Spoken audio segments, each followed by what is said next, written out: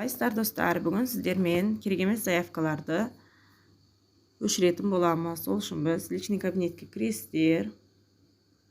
Exchanger Money'дің ішінде ол.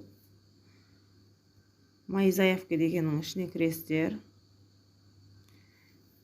Егер сіздер картамен вмз сатып алуға істеген болсаңыздар, заявканы карта дегенді басасыздар. Кейін шығып тұрады сіздерге.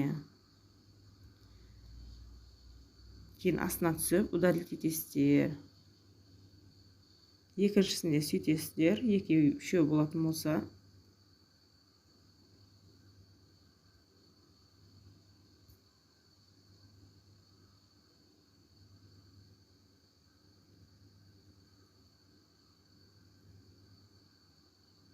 Не қарайсыздар, жоқ.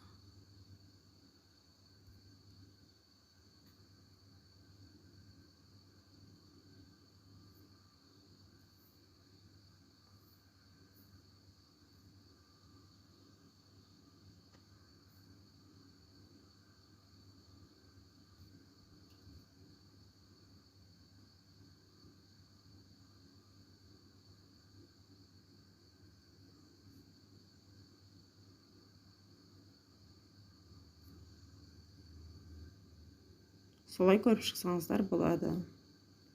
Видео ұнаған болса лайк басып подписка жасап қойыңыздар. Видеоның астына қандай заявка керек, соларды жазып кетсеңіздер болады. Мен видео түсіремін.